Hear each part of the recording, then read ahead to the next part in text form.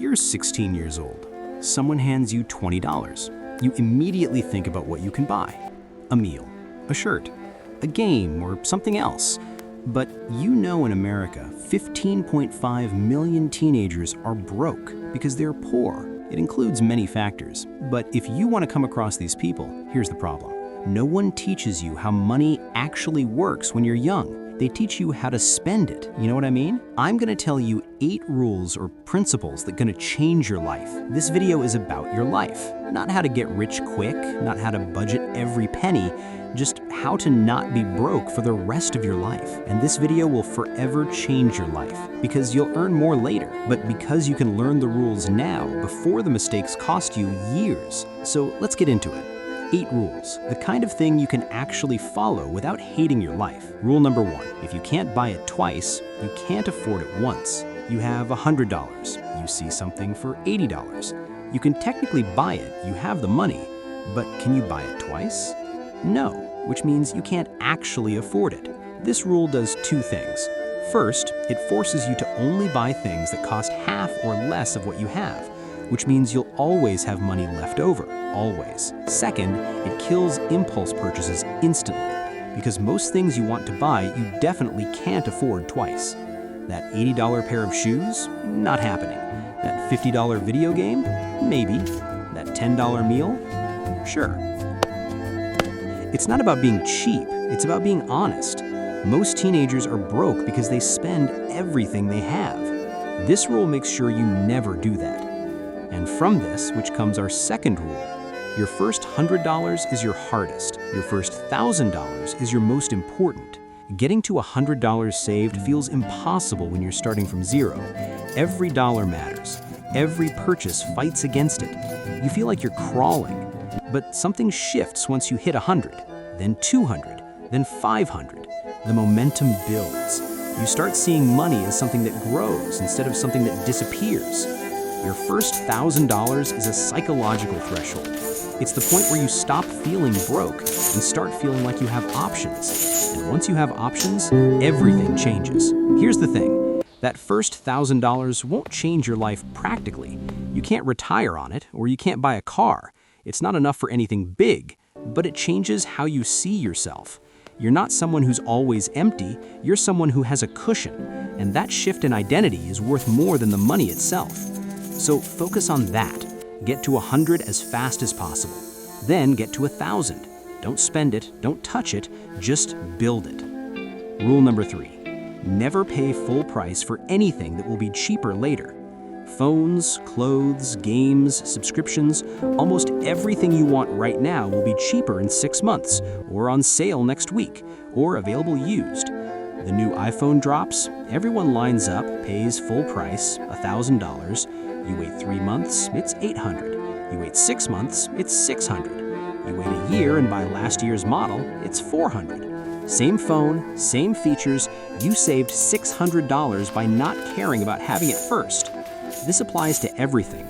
Clothes go on sale, games drop in price, textbooks are cheaper used. Concert tickets get discounted last minute. The only thing you're sacrificing is immediacy, and immediacy is expensive. It's a tax on impatience, and most teenagers pay it without thinking. Stop paying it. Wait, let other people beta test. Let the hype die down. Then buy it for half the cost and feel smarter than everyone who didn't. Rule number 4, every dollar you save as a teenager is worth $10 later. This is pure math. If you save $100 at 16 and invest it in an index fund averaging 8% returns, by the time you're 65, that $100 is worth $3,200. You saved $100, you got 32 times that back, just by not spending it on something you don't even remember wanting. Now imagine you save $10 a week. That's $500 a year. Over 50 years, that turns into $160,000 from $10 a week. The money you save now has time to compound, because the most powerful force in finance isn't how much you make, it's how long your money has to grow. Rule 5, if it's free, you're the product. Social media is free. There you pay with your attention. Free apps are free, that's why you pay with your data. Free trials are free, then you pay when you forget to cancel. Everything free has a cost, it's just hidden under the table. And teenagers fall for this more than anyone because free sounds good, and it also looks like you're winning. But you're not, because you're being farmed. Your time, your focus, your future purchases, all of it is being monetized by someone else while you think you're getting a deal. This doesn't mean avoid everything free. It means understand the trade, know what you're giving up, and decide if it's worth it. Rule 6. Earning more doesn't fix bad spending habits. You make $50 a week and then you spend $50 a week? Congratulations, you're broke. You get a better job, now you make $200 a week. You spend $200 a week, congratulations, you're still broke. This is called lifestyle inflation, and it destroys people because they think the problem is how much they earn, so they focus on making more. And the moment they make more, they spend more, and nothing changes. The pattern you build now is the pattern you'll repeat forever. If you're broke on $500 a month, you'll be broke on $5,000 a month. Same habits, bigger numbers, same outcome. So fix the habit now, before the stakes get higher, before you have credit cards and car payments and rent. Learn to spend less than you earn. And now Rule 7. Buy tools, not toys. A tool makes you money or saves you time. A toy entertains you once and then sits in a drawer.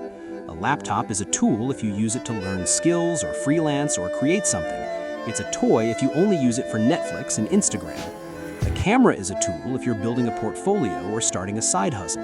It's a toy if it's just for vacation photos you'll never look at again. A book is a tool.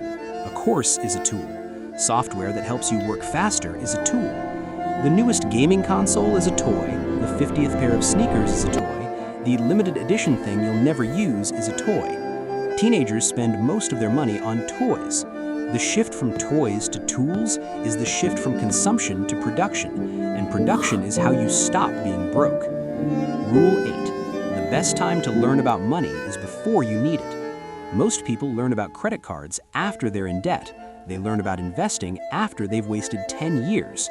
They learn about budgeting after they're broke. You're learning now, before the consequences are catastrophic, before mistakes cost you years. That's rare, and it's valuable. That's why I make a full-fledged video on the credit cards, how they trap you and take everything from you. But knowledge doesn't matter if you don't use it. You can know all 8 of these rules and still be broke if you ignore them, because knowing and doing are not the same thing. The difference between teenagers who end up financially secure and teenagers who end up struggling isn't intelligence, it's not income, it's whether they took what they learned and actually applied it. Right now, you have a choice. You can follow these rules and be ahead of 90% of people your age, or you can ignore them and learn the hard way like everyone else. Both paths are available. One is just a lot more expensive. So go and build an infinite wealth. I'm here to help you every second. Peace.